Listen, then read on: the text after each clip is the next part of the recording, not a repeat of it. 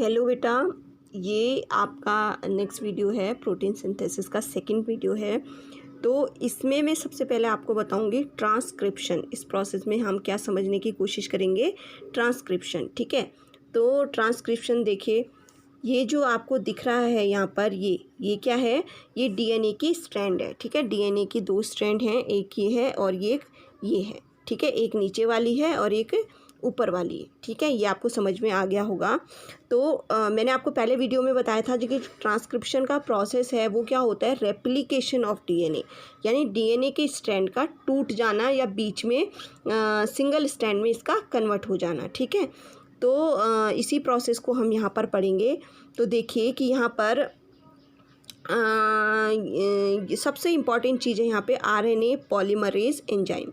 क्या है, RNA polymerase enzyme. ये आपको दिख रहा होगा, आरएनए पॉलीमरेज एंजाइम। ये एंजाइम क्या करता है, ये एंजाइम आपका क्या करता है कि जो नाइट्रोजिनस बेस होते हैं फ्रीली जो हमारे न्यूक्लियस में, ये प्रोसेस आपका कहाँ हो रहा है, ये सारा प्रोसेस आपका कहाँ हो रहा है, न्यूक्लियस में हो रहा है। ठीक है, ये प्रोसेस कहाँ हो रहा है, न्यूक्लियस में हो रहा है। ठीक है, तो केंद्रक में हो रही है ये प्रक्रिया, सेल के केंद्रक में हो रही है। ठीक है, तो केंद्रक में क्या होते हैं कि फ्रीली जो नाइट्रोजिनस बेसिस पाए जाते हैं, यानी जो नाइट्रोजन युक्त क्षार होते हैं, ठीक है, वो डीएनए में अटैच होते हैं, उनका एक सीक्वेंस होता है। ठीक है, ये आप हायर क्लासेस में पढ़ेंगे, अभी आप सिर्फ इतना ही जान लो कि ये डीएनए जो है वो नाइट्रोजिनस बेसिस से मिलकर बना होता है। ठीक है, मतलब उसमें नाइट्रोजिनस बेस लगे होते हैं, उनमें एक सीक्वेंस होता है उनका। ठीक, तो जो केंद्रक में जो नाइट्रोजिनस बेस होते हैं वो क्या करते हैं, वो क्या करते हैं, इस ये आरएनए पॉलीमरेज जो एंजाइम होता है, ये क्या करता है, ये सबसे पहले इस यहाँ पे जाके अटैच हो जाता है। ठीक है, डीएनए के स्ट्रैंड के बीच में जाकर अटैच हो जाता है। अटैच होने का मतलब सिर्फ कहीं भी अटैच नहीं होता है, उसको जहाँ पर जो नाइट्रोजिनस बेस है उसका जो सीक्वेंस दिखेगा, उसको मतलब स्पेसिफिक सीक्वेंस दिखेगा उसको जहाँ पर। ठीक है, तो ये वहाँ पे जाके क्या हो जाता है, अटैच हो जाता है।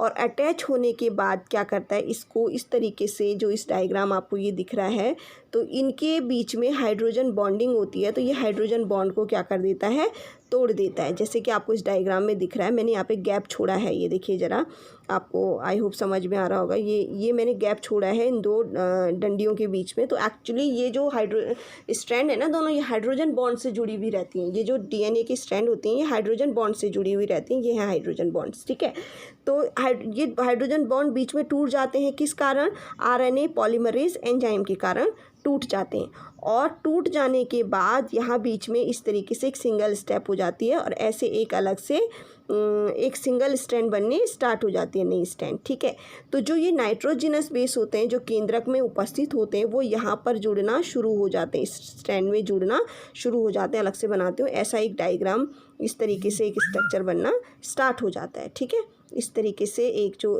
स्ट्रैंड है वो बनना शुरू हो जाता है। ठीक, तो इसके बाद क्या होता है कि ये जो स्ट्रैंड है, ये जो नया जो स्ट्रैंड बना है, ये वाला, ये जो नया आपका स्ट्रैंड बना है, ये ऐसे करके ये, तो इसमें नाइट्रोजिनस, इस तरीके से नाइट्रोजिनस बेस लगे होते हैं और ये क्या होता है, ये एक नया स्ट्रैंड बन जाता है। यानी देखो, डीएनए से टूट करके और नाइट्रोजिनस बेस उसमें ऐड हो करके एक नया स्ट्रैंड बना है। ठीक है, तो इस नए स्ट्रैंड का नाम ही क्या है, मैसेंजर आरएनए। क्या है, मैसेंजर आरएनए।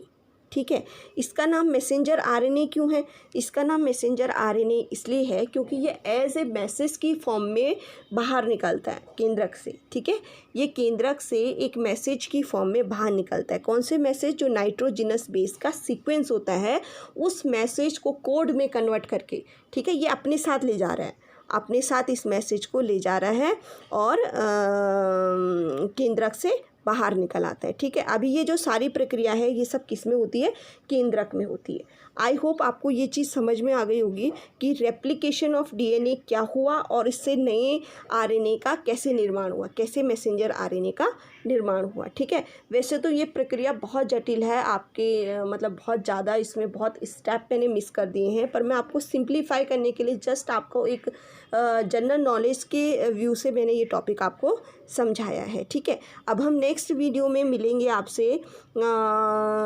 ट्रांसलेशन के प्रोसेस में। ठीक है, ट्रांसलेशन के प्रोसेस में कि मैसेंजर आरएनए से, इस वाले मैसेंजर आरएनए से प्रोटीन का निर्माण कैसे होता है। क्लियर।